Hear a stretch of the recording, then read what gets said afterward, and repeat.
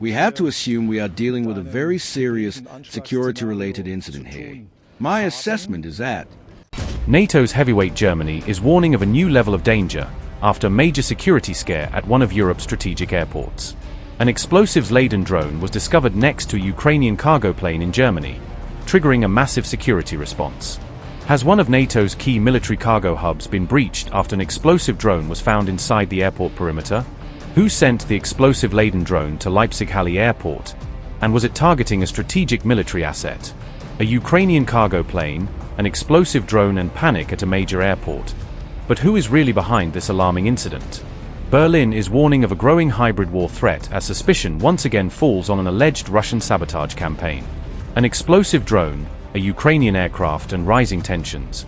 Is Europe witnessing the opening of another front in the shadow war? Germany has raised the alarm after an explosives-laden drone was discovered near a Ukrainian cargo aircraft at Leipzig-Halle Airport, triggering a major security operation. German police found an unmanned aerial vehicle carrying an explosive device near a Ukrainian cargo plane at Leipzig-Halle Airport during a high-alert security response.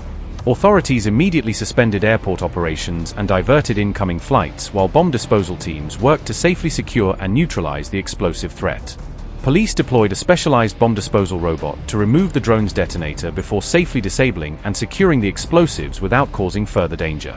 Leipzig-Halle Airport serves as a critical logistics hub for Germany's armed forces as well as NATO military transport operations across Europe. Germany's Interior Minister Alexander Dobrindt described the incident as representing a new level of danger for the country's national security and critical infrastructure. Dobrindt said the operation appeared consistent with a highly professional hybrid threat, stressing that it did not resemble the work of inexperienced or amateur attackers. First of all, I must say that we have to assume we are dealing with a very serious security-related incident here. My assessment is that we are dealing with a hybrid attack scenario here. All current speculation regarding the explosives, the construction, the question of a drone, the origin, and, of course, who is behind it, is now part of the investigation and should be left to that investigation. Any speculation on these matters may not be heading in the right direction, could simply be completely wrong. The priority right now is to investigate in all directions. However, I can certainly understand the intuition that these threats are not the work of amateurs. Rather, they require very professional preparation and execution. A high level of technical expertise is involved, as is experience in handling explosives. None of this points to amateurish methods. We are talking about a professional hybrid threat scenario that we must continue to address. We are dealing with a contest here which possibly also involves foreign powers. That will be part of the investigations. Actions clearly intended to cause significant uncertainty in Germany. Not just at airports, but in other locations as well. Not only involving drones, but other measures too. And this is part of the hybrid threat landscape we are experiencing today. Ukraine's ambassador to Germany blamed Russia for the incident, saying Moscow remained the most likely suspect behind the alleged sabotage attempt. Investigators are continuing to examine the drone, its explosive payload, and all possible links to foreign actors as the high-profile investigation moves forward. Double security scares rocked Germany's Leipzig-Halle Airport after a drone alert and a separate mid-air incident disrupted operations on August 5. A cargo aircraft struck an unknown object after aborting its landing approach at Leipzig-Halle Airport before safely diverting to Hanover Airport. The aircraft later underwent inspections in Hanover, where technicians found minor damage to the nose section, according to a Reuters report. Authorities also discovered a drone near the airport runway, prompting explosives experts and police to launch a detailed security investigation. The drone was reportedly found close to an Antonov Airlines cargo aircraft that has been operating from Leipzig-Halle since 2022. Ukraine's ambassador to Germany questioned the incident, asking, "Who else could it be but Russia?"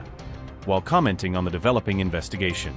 Ambassador Alexei Makeyev said Russia had been conducting what he described as a long-running hybrid war against European countries. The incident forced several flights to divert while police temporarily closed Leipzig-Halle Airport's southern runway during the security operation. Leipzig-Halle serves as a major logistics hub for DHL and also functions as an important operating base for Antonov Airlines cargo fleet. German authorities have previously linked drone sightings over sensitive military and industrial sites to suspected Russian sabotage activities. Russia has denied responsibility, while German investigators continue examining both the drone discovery and the separate mid-air incident.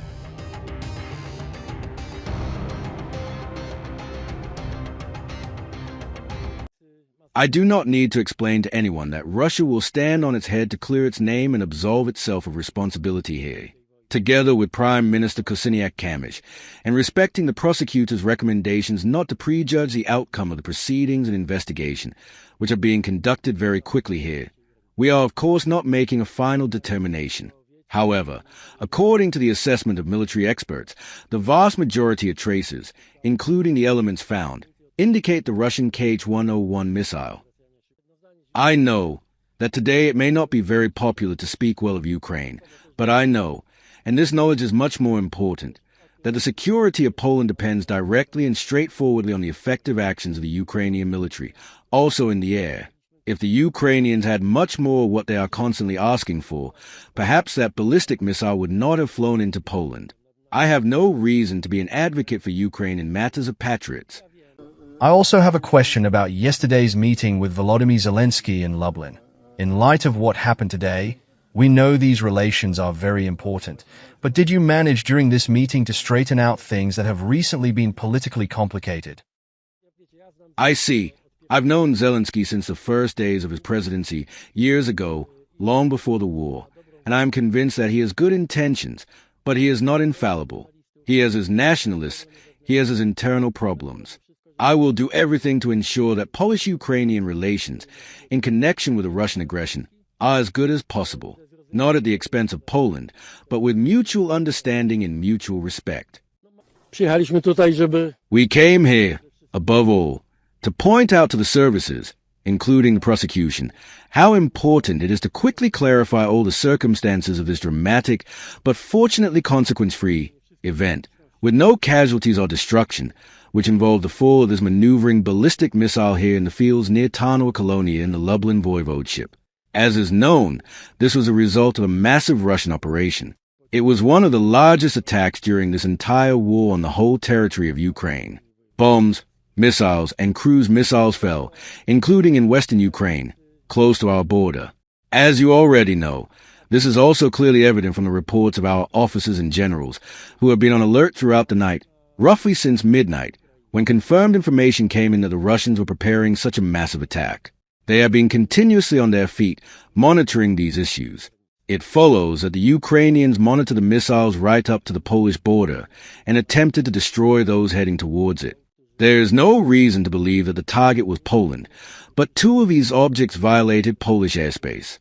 One definitely did, as we have its traces here, while the other was detected near the Polish border, but it was a very brief signal, so there were no consequences associated with it. The soldiers were ready to shoot it down if the missile directly threatened built-up areas. Fortunately, it quickly fell in a location before any action was taken. The decision was not to shoot it down over an uninhabited area. Upgrade your news experience with the all-new HT app. Download now.